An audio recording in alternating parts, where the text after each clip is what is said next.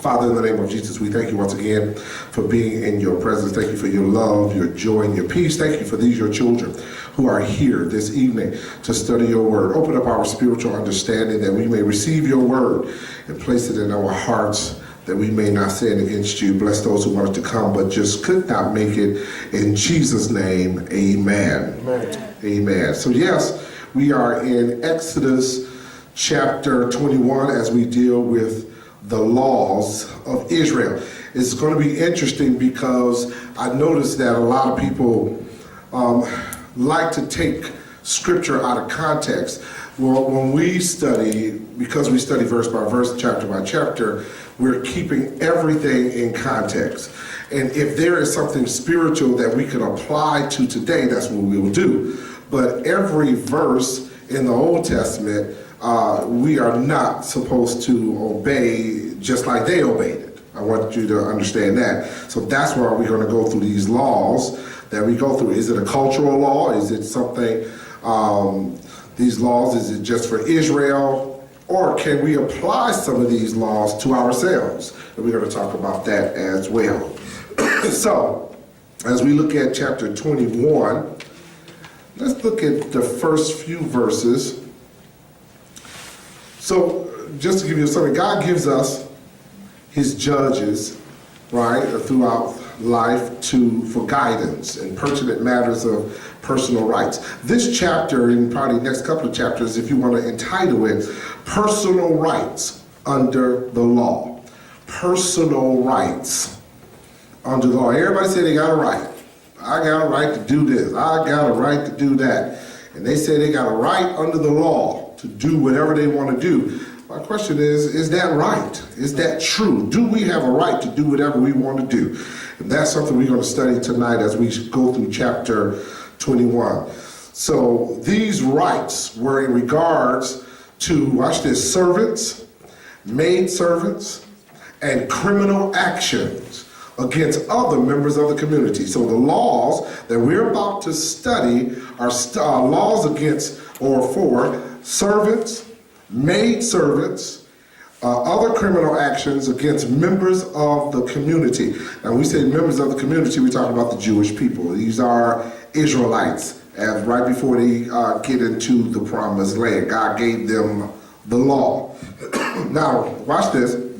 Let us examine these laws to see what we can take from them. How can we apply these laws, or if, because I'm going to ask you, can we apply these laws in our life today as we go through each one?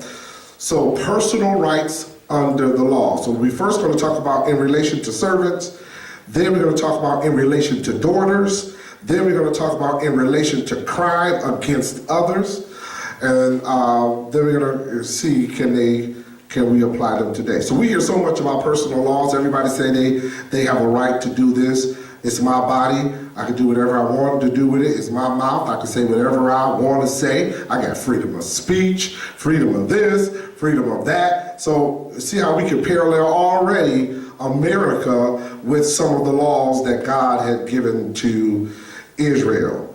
So many will go to large extremes to protect their rights. You got people who will protect a murderer, right?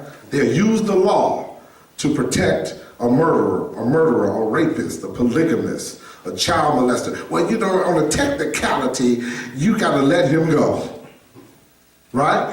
Because people say they have rights. So all of these people are saying, and especially in America and around the world, I have a right to do this, I have a right to do that. But you know, you couldn't do that in Israel. Not in the book of Exodus, you couldn't. When God established Israel, let's establish this fact. What kind of government did they have? Let me ask you that. What kind of government? Did they have a government like us? What kind of government do we have? What kind of government do they say? Do we have a democratic government? That's what they say we do, right? They say we have a democratic government. What does that mean, to have a democratic government? Where it's supposed to be for everybody. All the people supposed to vote, right, and get their just due reward of whoever they voted for, right? That's what they say. If that's true, then why do we have an electoral college? Right? If it's really just, we're going to let the people decide what the laws are going to be or who the next president is going to be, then why do we have an electoral college? Right? That's something to think about. So you really did pick your president, did you? Right? Why we got a popular vote and then we got the electoral vote? What does that mean? Right? So we say we're democratic, but are we really a democratic country? Even when we talk about how the government pick judges, right? Some judges are appointed, we elect them, but some judges are appointed, some judges are elected. That's another system, but we're saying we're democratic. Now, in Israel's country back in these days, almost 5,000 years ago, what kind of government did they have? Did they have a democratic government? Israel? Israelites here in chapter 21. What kind of government did they have? Did they have a president at this time? No. Who was their president? God. God ran it. So if God was running the country, then we would say, you probably want to write this down, they had a theocratic. Theo means from theology, the Greek word from theos, which means God, right? That's where they get their theology from. So it's a theocratic government. God runs our country, Israel. So every law, these laws that we're about to read, God told them to do it. So we're going to see how some people, how we apply some of these laws that we're about to read into our law. If we are a democratic country, you're going to see that some of these laws here won't work for us because we're a democratic country. And the country would say, no, take that one out, we don't want it. See, Israel didn't have the right to choose which laws they want to get rid of and which laws they could keep. They had to keep every law because who gave it to them? God gave it to them. It wasn't until years and years later that the people of Israel, after they started getting false prophets into their country and bad kings into their country, where they started writing some of these laws and adding to these laws. But when it first came out, chapter 21, we already saw the first 10 in chapter 20, but God gave them some more. Chapter 21 through chapter 24, probably even more than that. So let's read some of these. So we already know we live in a country that believes in a democratic way. We're supposed to vote and everybody has a right. Yet within this supposedly enlightened society, where is the screams for the rights? Watch this. If we live in a democratic society today in America, where are the screams for the right of the unborn? Who's fighting for them in our democratic country? All right, where's the screams of the outcry of the children who are being perpetrated in child pornography? Where's the cries out, not just in this country, but in the world? You know that's a $3 billion industry, money-wise, in America. Abortion, we know we have killed more babies in this country under the law than any war put together. It's the law. Abortion is legal. But not in the theocratic government. In a democratic government it is. This is people choose. But under God's law, we're gonna see what he say about abortion and everything else. All of these are going to be. We're going to see this. So in an orderly society, the peace and the unity of that society is governed by laws. Every society have laws. I don't care where you go on this planet. Every society have laws. Even if you go into the jungle and you talk about people with bones in their nose, amongst them, they got their own laws, don't they? That's right. You cut up in their little society, they got something for you too. Say, no, you don't do that over here in the jungle in this area. We do it this way over here. So everybody got their rules and regulations, so nobody can really say, I can do whatever I want to do. Nobody should be able to say that.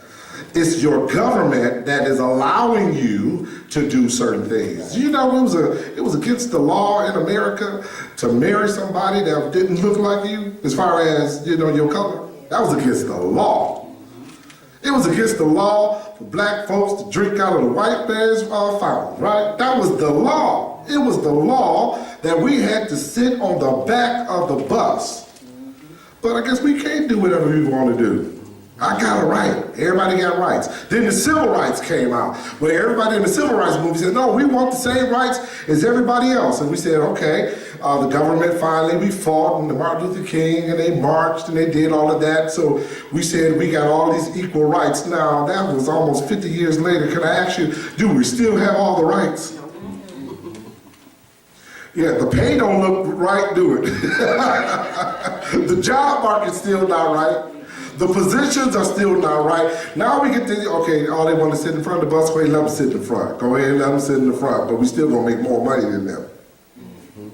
Okay, we're gonna go ahead, they wanna go to school with us, then we're gonna make sure that the neighborhoods are dilapidated, so they're gonna stay in their own neighborhood. We're gonna secretly segregate everybody. Since they want to bus everybody together, now we're going to make sure that their neighborhoods are so bad that they can't even leave their own neighborhood. They got to spend a lot of money to go to a good school. Oh yeah. So yeah, these laws that we talk about, but I'm saying all these laws, because we're going to talk about our laws again, but let's talk about Israel's laws. It was not so in a theocratic government.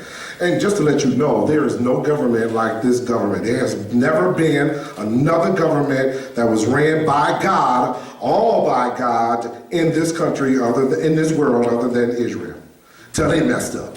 Because remember them, that God was running the country for a while. They said, you know what? We want a king. We tired of God, bro. We want to be just like everybody else. And God said, listen, if you get a president or a king, I'm going to tell you what he's going to do to you. He's going to put your men to war. He's going to put taxes on you. He's going to do all these things. We don't care. We want to be like everybody else. And so God said, okay, you don't want me to rule with you then. And sure enough, the first king they got was who? Saul, right? Mm-hmm. Saul was the first king, and he did exactly what God said he was going to do, put them to war. But let's see these laws that God has. It wasn't so until they began to have kings. So let's look at the first few. So the deception is this. We cannot do whatever we want to say we can do. We have to be ruled by laws. We have to be governed. Every society have to be governed. That's why it's really a bad society. Once you get to the point in your society where you killing cops, okay, now we got some trouble. Once we get the people in society to go against the authority that's supposed to be protecting you, then you got some trouble. Because what if out of the road cops that we have, there's only a few of them out there, because there's bad people in every profession, right? But what if all the good cops said, you know what, I ain't sticking my neck out there, y'all gonna get shot. Well, we need car number 251. We got a situation of domestic violence on this street over here. We'll get there in 2 hours. Maybe by that time we can call the EMS instead of them coming, instead of them calling on us, because they're not going to shoot. What if they thought like that? So now more people are going to die, more people are going to get hurt if other people don't stick their neck out to try to save others. What if the firemen felt the same way? Why would I go in and try to save somebody's life? Because, you know, they do more than just put out fires. What if the doctors felt the same way when they take that oath? No, I don't want nobody suing me, so I'm not going to go that far into this surgery. What if everybody felt that everybody was out to get everybody and everybody is out to hurt everybody? We won't get nothing done, will we? So we got the scripture, I don't know if you ever read Romans chapter 13, 12 or 13, either one, first verse. God ordained those who have authority over us, even the policemen. He gave us policemen for what? For protection in society. Because if the police can't keep the peace and the control of the people, guess what the government gonna do? Who they gonna call next? The Army. Martial law. And then the government gonna take over. So you don't want that to happen. So once we get to the point where we think we're gonna go into anarchy and take over, we're gonna just take over the country. No, you're not. They're not gonna let you do that. They gonna. I think I didn't see the movie yet. I'm gonna rent it. Detroit. I never saw it about the '67 riots, and my daughter saw it, and then my mom told me about it too. She was in it. They said, you know, when you got tanks coming down the street, just and got people on curfew. And you got to be in the house at a certain time, or you're going to get arrested or shot one, whatever is going to happen. That's how bad it was. And that was just in the 60s. So just think if we let that happen again, how bad it can happen again. So we got these laws here. Let's look at the first one. In relation to servants, first 6 verses. These laws, they are amazing laws. And I'm going to ask you, do we have laws like these today? We should, as Americans, have laws, yes, but I want to ask you, do our laws match the laws we're about to read here? Let's read the first 6 verses. I'm reading from the New King James Version. Now these are the judgments which you shall set before them. This is God telling Moses to tell them this. If you buy a Hebrew servant, he shall serve 6 years, and in the 7th he shall go out free and pay nothing. If he comes in by himself, he shall go out by himself. If he comes in married, then his wife shall go out with him.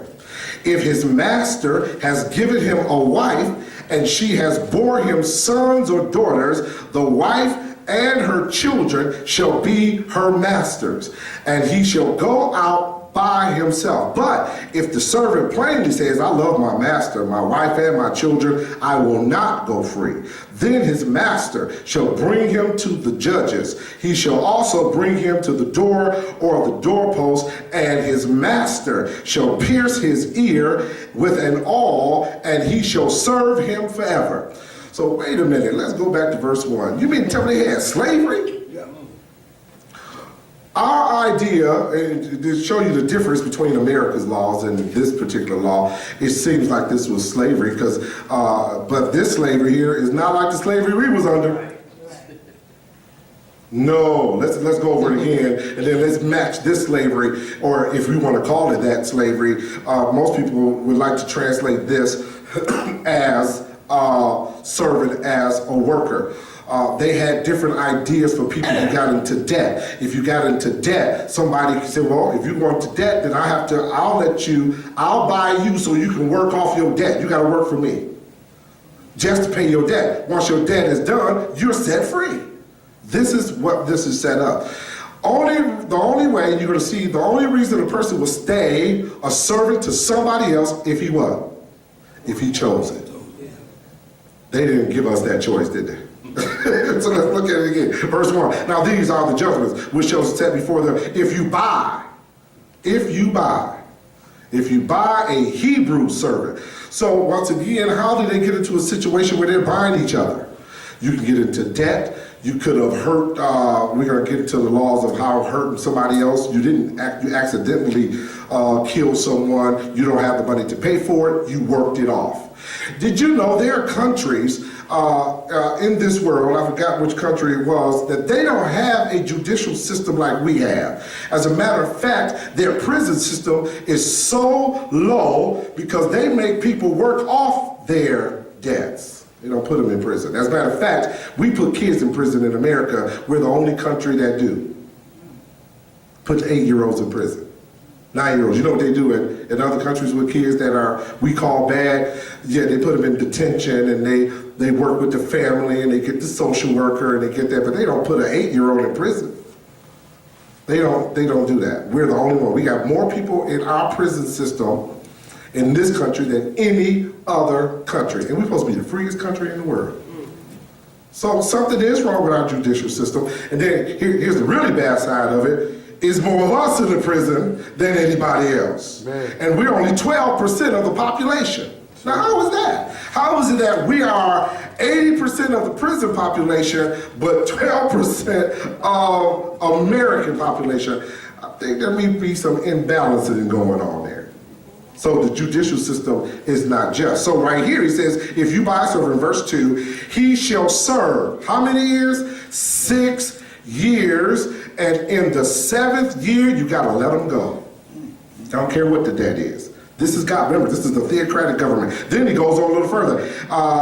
If he comes in by himself, he shall go out by himself. So in other words, if he came in to pay his debt, he'll be your servant to pay his debt. If he came by himself, once he's done, he can leave by himself, right? That's what he said. But if he comes in married, then his wife shall go out with him. Oh, he can bring his family. But if he was already married, and he became a servant, when he was done with those 6 years, his wife left with him. You can't keep his wife either. Tomorrow she got to serve 6 years too. No, they left together. Verse 4: if his master has given him a wife, and she has bore him sons or daughters, the wife and her children shall be her masters, and he shall go out by himself. So what is he saying here? All right, he came in by himself, he was single. But in the 3rd year, he saw another maid servant over there, and he wanted her, and the master allowed him to marry her, right? And they had kids. So he served his 6 years, and the master said, okay, it's time for you to go. He said, well, I want my wife and my kids. He said, no, your wife and kids belong to me. So watch what verse 5 says. But he says this: but if the servant plainly says, I love my master, my wife, and my children, I will not go free. So what did he do? He said, I love him enough to be his servant for how long? Life. For life.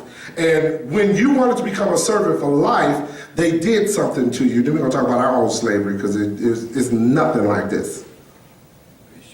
Slavery for African Americans was nothing like that. You didn't have no choice, right? Amen. Even if you had kids, you came in a slave, your wife came in a slave, then y'all gonna stay slaves for how long? Forever. They didn't say, well, we're gonna let you serve us for 20 years and then we're gonna let you go. No, you're gonna serve until you die. Then if you had kids in America in slavery, then they served until they died. And your grandkids served until they died for almost 300 years. We served this country. They had no system like this. Oh, how much did they pay us too? How much did he give us? Nothing. Oh, nothing. They gave us a little piece of cornbread and the scraps. Now, listen, I don't know how this system works, where I'm in your kitchen cooking all this good food. And you don't give me none. Now, I can't understand that. Now, you know they had them in the kitchen cooking. So they cooked the best food for them. I tell people we call it soul food. That's not soul food. There's no such thing. That food is the food that we cook for them. Because if Paula Dean could cook like we cook, because you know she cooking everything we cook, and she can cook it too. Right? The people in the South, I'm talking about our counterparts, our white counterparts, can cook greens, ham hocks, whatever, fried chicken, and they eat it just as much as we do. So that stereotype that black folks like, no, they like it too. Because they made us cook it for them, right? So once again, when we talk about how slavery was done in a so-called democratic country, and here's a theocratic country, God had mercy. 6 years tops, let him go. If he has a wife, let her go. If he marries her while they're slaves or servants, then they got to make a choice if they want to stay with us or not. He says, I love my master. No, not that phrase, master been good to us, we gonna stay on the plantation type love. No. This is, he has been good to us to the point where these people had their own homes. They had everything. They could survive, they could live, and he didn't treat them or abuse them, because we're going to see they got laws for that. They got laws for abusing somebody physically, whether you was a servant or whether you were free, according to their definition, you had to pay the same penalty. So watch this verse. That was verse 6, right? He said, no, verse 6. Then his master shall bring him to the judges. He shall also bring him to the doorpost, or the doorpost, his master shall pierce his ear. That's where the piercing come in at. I don't know which side it was, the left or the right, but that was a sign. The piercing of the ear was a sign that you were a slave forever, or a servant forever. But don't look at it like roots. It wasn't that kind of slavery. We just already established that fact. Now, these are the judgments, ordinances, which thou shalt set before them. So we saw that. Now let's go to the next section of it. well, write this one down, that talks about servants. Remember, when they said slavery, it's really servants. They didn't treat them like we were treated. We were treated more like animals than human beings. As a matter of fact, I think they said that you was 3/5 of a human being. 3/5 of a human being. Still do that. Did they take it out yet? No. It's still in there. The count that you 3/5, or somebody said it's in there, but we gotta make sure. 3/5 of a human being, as far as African Americans were concerned. Didn't even look at you and him, and that's why they said they could treat us the way they treated us, but that's not how they treated their servants in Israel. Psalms 40:6, I'm gonna read it, write it down. Sacrifice and offerings thou didst not desire, my ears hast thou opened. Burnt offerings and sin offerings hast thou not required. Write this one down, Deuteronomy 15:17. Then thou shalt take it all, that's that thing that they pierced in their ear, and thrust it through his ear unto the door, and he shall be thy servant forever. Now, he did that by choice. Nobody made him do that. He said, I want to be your servant forever, and that was the sign to show that you wanted to be a servant. And also unto thy maidservant thou shalt do likewise. So it's almost like what Paul said in Philippians 1:1. He says, I am a bond servant of Jesus Christ. He said, I'm a slave of Jesus Christ. That's what Paul said. We love our master Jesus so that we say we want to stay with him forever. Because he's supposed to be our master. We don't like those terms, master and servant. We don't like those terms. But we got to put them in their right perspective. Jesus is our master. He is our Lord. That's what Lord means. Lord means master. That means he rules you. So do you want him to rule you forever? Yes. So now Paul says, I am a slave of Jesus Christ. That same term that they use in Exodus for servant and slave, Paul used of himself to being bound to Jesus Christ. He said, that's who I am. Before that though, I was slave to somebody else or something else. I was slave to sin. I was a bondservant to sin, but now I'm not a bondservant to sin anymore. Now I am a slave to Jesus Christ. So Paul and Timothy, they said this, bond servants of Jesus Christ. So this bond servant gives himself fully to his master. When you call yourself a slave to Jesus, you're saying that you have given yourself fully to Jesus Christ. So this is a beautiful picture of what we are called to be and do. We got to be committed for the cause of Christ as what? Servant. So when somebody tells me they are a servant, I'm a servant of Christ, do they really know what they're saying? Because servant means slave. Like this chapter 21. When you tell me I'm a servant leader, I'm a servant of Christ, I love my brothers and sisters, I'm going to serve them. You're supposed to serve them like you are. They're really a servant to them. So when Jesus took we call the thing to put around him, the apron, and he washed his disciples' feet, Jesus says he served them. They thought that was beneath him. As you know what Peter said, Jesus, you should be washing my feet. I should be washing your feet. You should be washing my feet, right? So Jesus told him, listen, if I don't wash your feet, you have no part with me. If Jesus, who is God in the flesh, could humble himself to the point to wash our feet, to show us what real servanthood is, then who are we to say we can't be a servant? Right? Let me show you another. Jesus humbled himself so that he, Philippians 2nd chapter, conformed himself as a man, humbled himself before the Father as a what? As a son, as a servant, right? He says, Jesus, who was God, thought it not robbery to be equal with God, but humbled himself as a man. How long did he do it? All the way to the cross.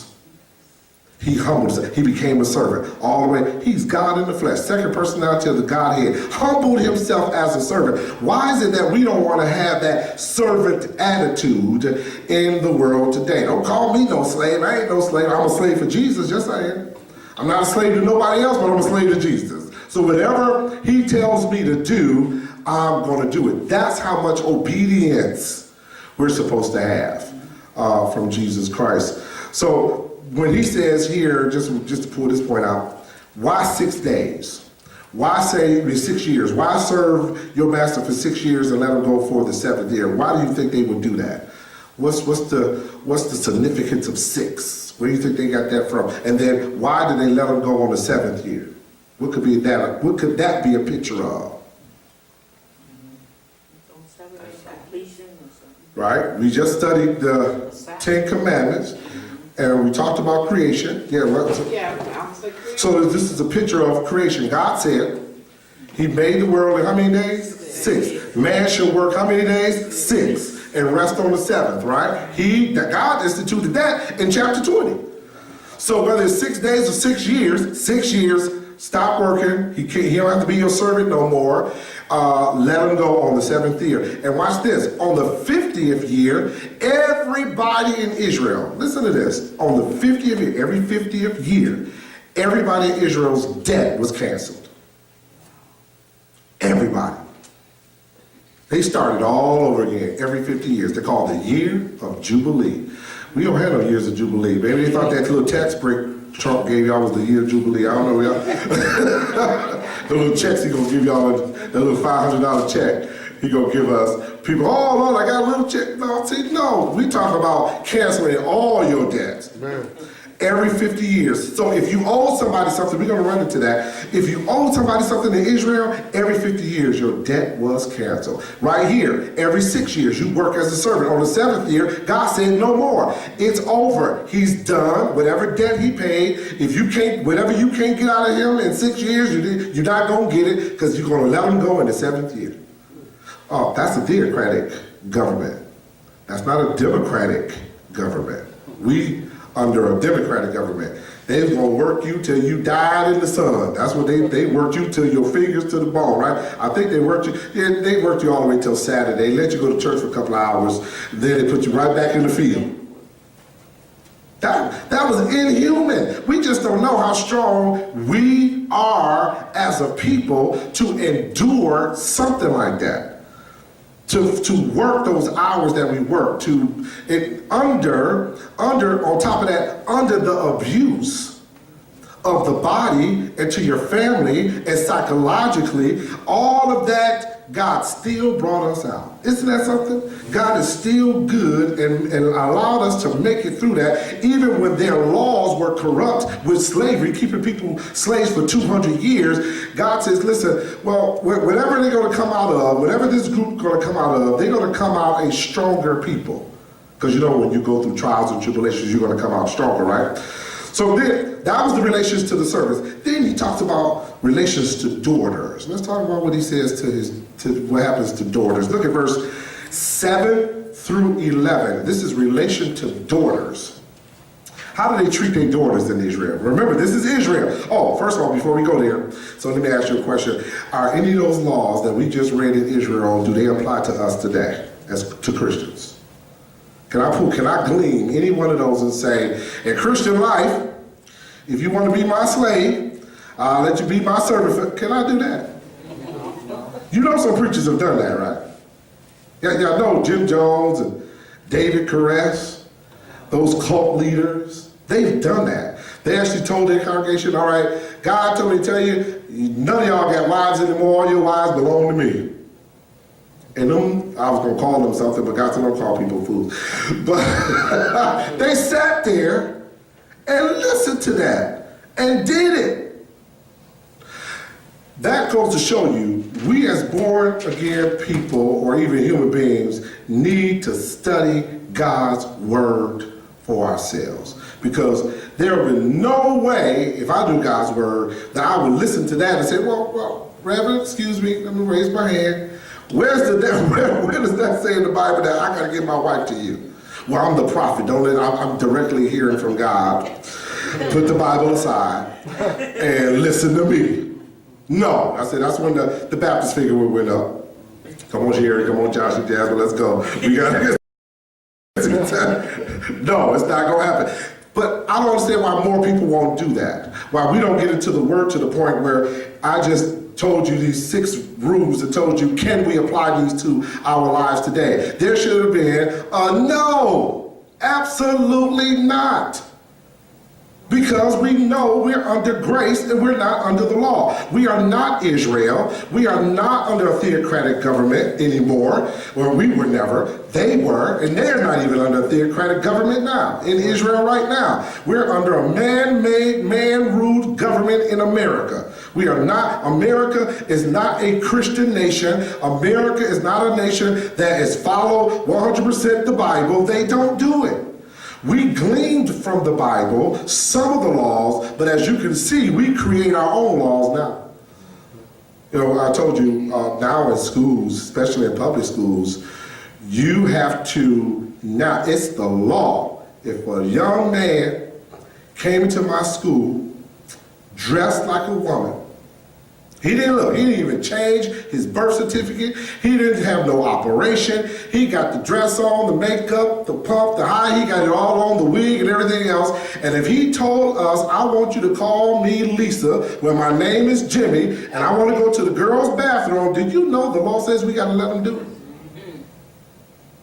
The law says that I got to start calling him Lisa. In his birth certificate says Jimmy James. Male, and I gotta call him Lisa, I gotta call him whatever he want me to call him. And if he says he had to go to the restroom, didn't have no operation, I have to allow him to go to the girls' restroom because, you know, he identifies as a female. So you mean tell me I gotta feed into his fantasy? Right. I gotta play along with his ideas. Well, he need to play along with reality. You are not. They probably sue me, right? Look, you are not Lisa. Right? Your name is Jimmy, and you are a boy, not a girl. They probably said, well, Missy, now we're going to have to let you go because you just hurt the young girl's feeling. Number one, why y'all playing it? It's not a girl, it's a boy. But you know, we most of them, I think we had 3 students, neither one of them lasted a week in the school because you know the kids gonna talk and they can't take it. So they always leave. And I've been in this school system for 11 years and I've seen them every single time they come in, they literally have to almost have a school with them being the majority in order for them to make it through. Because the kids they are not kind at all. They are not, so they will eventually leave. But my whole thing is, we have passed laws to accommodate whoever we want, because I got the right to be Lisa today. So if I had a fantasy and put a wig on my head and said I'm Donald Trump, the president of the United States, and I'm a billionaire, who gonna feed into that fantasy? Right. And then I go to the bank and say, can I draw out $1 million because I'm Donald Trump? They go, 911, we got one. Please come and get him quickly. We got this black man with a blonde wig on, talking about he's Donald Trump. Now, you know, they're not gonna give me the respect to say, I feel like I'm Donald Trump today.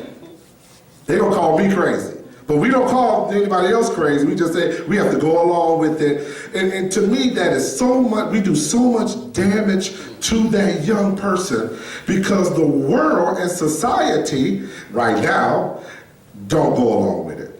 But are we going to get to the point where the world don't care? Yeah. They say, don't care now. Look, Caitlyn. What's that, Caitlyn Jenner? Yeah. Same thing. I heard he having regrets now. Of what he did. So that is such a psychological thing, but yet we come up with our own laws. So but watch what he says about his daughters. Watch what they say, how they treat their daughters in Israel, verse 7 through 11. And if a man sells his daughter, how are you going to sell his daughter? Once again, that selling is not what we think it is. Watch, we're going to keep finished. And if a man sells his daughter to be a female slave, she shall not go out as the male slaves do. If she does not please her master, who has betrothed her to himself, then he shall let her be redeemed. Let her go. He shall have no right to sell her to a foreign people, since he has dealt deceitfully with her. And if he has betrothed her to his son, He shall deal with her according to the custom of daughters. So, I'll explain it in a minute. Watch this, verse 10, because we're going to go back to our slavery. If he takes another wife, he shall not diminish her food, her clothing, and her marriage rights. Verse 11, and if he does not do these three for her, then she shall go out free without paying money. Now let's go back. What is he talking about? Now in Israel, when God started, he said, if a man sells his daughter to a female slave, number one, God is not saying that is what a man is supposed to do. He is not supposed to sell. But if he does, this is how you're supposed to handle that situation. Watch, he says this, if he does, she shall not go out as a male slave do. If she does not please her master, who has betrothed her to himself, then he shall let her be redeemed. So, if he took somebody else's daughter, she was a slave, he said he liked her, I want you to be my wife. I'm your master, but I want you to be my wife. And he's not pleased with her, he got to let her go. That's what he just said. Okay, let's go back to American slavery.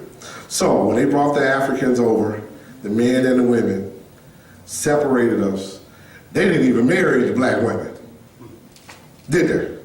Just had kids by them. And they didn't do right by, they didn't do this.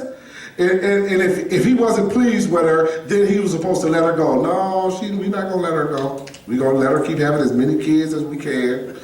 And we're just going to keep her, put her back in the field, and then maybe she can marry somebody else. So this is totally wrong, totally different. Not only did he do that, but watch this. It says here, he shall have no rights to sell her. If he didn't like her, he couldn't sell it to nobody else. He had to do what? Let her go free. That didn't happen in American slavery. Verse 9, and if he has betrothed her to his son, okay, well, I got her for my son, then he says, what do he have to do with her if his son married her? Treat her like his own daughter. Did that happen in America? Did some of them slave master sons, or they didn't marry them either, did they? They didn't marry them. They treated one, talked about the abuse. So we can't compare this, because I always hear people say this, that the Bible was used to keep black people in slavery. And I'm trying to build to the point that whatever they said to them about the Bible and slavery, you know they manipulated them. Talking about the scriptures that they try to use for servants, this passage of scripture. Because had those Africans knew how to read, they said, okay, well, what about verse 4? Go back down. Wait a minute, master. It says you're supposed to let me go after 6 years. But they lied to them. So for them to say that we created, or that Christianity created slavery, that is not true. It's that people who had evil hearts took the Bible and used it for their own purpose, misled a group of people, and lied to them about slavery. They made it up as they went. They made it up as they went. They didn't even go by the Bible as far as treating somebody as a servant. They didn't even look at the Bible when it came down to it, because we would have been in slavery for 200 years. And he says, if you give her to your son and she marries him, you have to treat her like your own daughter. They didn't do that. Verse 10, if he takes another wife, he shall not diminish her food. Now, somebody tried to say here, God ordained men to have more than one wife. This is not what he's saying in verse 10. God never ordained them to have more than one wife. These guys just did it. So God is not saying that he's condoning it. He says, but if you do, guess what? Your wife, your first wife, the real wife that you married, you still got to take care of her. That's what he just said, right? In verse 10. If he takes another wife, he shall not diminish her food, her clothing, her marriage rights. She has a right to walk away from you and get married to somebody else in verse 11. And if he does not do these three for her, then she shall go out free without paying any money. Women had more rights in 4,000, 5,000 years ago than they had in slavery time. All these rights women had. So he didn't treat them, even as a servant, women was treated better than they were treated in the 60s and in slavery in this country. So then he goes, and talks about another one in relation to crime against others. Let's go there. But before we stop, let me ask you a question. That was section number 2. Are any of those laws applicable to us today? No. No, not one. That is a theocratic country under God. At that time, that was the rules and regulations for them. It does not apply to us at all. We're reading how God ruled Israel as a country. Okay, now some of these laws now you can really kind of adjust ourselves to, because we see some of these today. Verse 12, let's start at verse 12. And maybe we could just go through, and if you have any questions about some of them, I don't want to read all of it. I just want to read each one so we can understand each law, and then we can move on to the next one. So let's look at the first one, verse 12. He who strikes a man so that he dies shall surely be put to death. What do we call that today? Murder. What we said, murder, right? But we don't know what type of murder this is, do we? He who strikes a man so that he dies shall surely be put to death. Is this premeditated murder? Is this manslaughter? Which one do you think it is? Is just a man dead, or what is it? Do we have this kind of law today? If you strike somebody that they die, do we have a law that would take care of you for that? Yeah. Yes, we do. Let's take 2 of them. If it's intentional, we call it premeditated murder. If it's accidental, we call it manslaughter, right? But watch this, verse 13. However, if he did not lie in wait, there's the premeditated, but God delivered him into his hand, then I will appoint you a place where he may flee. Sanctuary city. Y'all believe in sanctuary cities, right? This is where that come from. You can actually commit a murder, but if you did it unintentionally, you had to go to a certain city to live. Because he said, notice what he said in verse 13. However, if he did not lie in wait, if the person did not premeditatedly try to kill the person, but he says he was appointed under my hand, meaning that God allowed him to die out of this accident, then murder has to be what? Justified. No matter whether it was premeditated or whether it was manslaughter, God says you gotta go. You have to leave, and God gave them a sanctuary city. So now my question to you, do we do that today? What do? We put you in jail on both occasions. You may not do as much time for manslaughter as you do for what? Being a premeditated murder. So we do have a law to justify both. But we don't let you go free. No, that don't happen today. Oh, we do let some people go free. The immigration alien, they get to go to the sanctuary city if they commit any crime. You guys know that, right? We have sanctuary cities in America. A sanctuary city is supposed to be a city for immigrants to go and can supersede the law, and the law cannot touch them. So whether they committed a crime or not, they could go to a sanctuary city and get what, amnesty or something. A church could put them up. I saw the news the other day. This family was about to get, or just one of them was about to get deported. So a church took them in because they lived in a sanctuary city. But they have to stay in that church. That's where they have to live until the laws change. But the question is, you got some immigrants who've committed crimes. Right? Okay, you're not an American. You come to this country and you commit a crime. What should be done to you? I say, if you're gonna come to my land and commit the crime, then you should pay the same penalty as an American. The law of the land. The law of the land. But no, he's not even American yet. So you're gonna let him go free? Well, you shouldn't have let him come in here. Right, but he came illegally. He snuck over, he snuck over. So, but while he was here, he committed some crimes. And we caught you. So if I catch you in my country illegally, and on top of that, you commit some crimes, you should pay the penalty of the crime like every other American. Why am I gonna let you go back to your country? Or why am I gonna let you go to a sanctuary city? No. You wanted to come here. Now, this is what we do to murderers in America. This is what we do to rapists in America. This is what we do to thieves in America. Let that apply to anybody that wants to come to this country, legally or illegally. But no, that's not what they're fighting for. We want everybody to just come in and, what we say, do whatever they want to do. But we are the ones that's going to get the bad end of the stick in the first place, because the more we let people do whatever they want to do, what happens? Then the crime just goes up But and the up more in we the change country. our laws to accommodate them. And and we keep changing our laws to accommodate it. So that's how the country gets worse. Watch this, verse 13, no, verse 14. But if a man acts with, here's another one, premeditation against his neighbor to kill him by treachery, you shall take him from my altar that he may die. Oh, what is that called? What kind of punishment is that? Capital punishment. It's capital punishment. If a person, and some of our states still have capital punishment, but we remember we talked about this before. The problem with capital punishment in America is what? What's the problem with capital punishment in America? Some people didn't do it. And who's the number one people on death row? You and me. People that look like us. So we know the balances are not right. It was Obama let go, I forgot what state it was.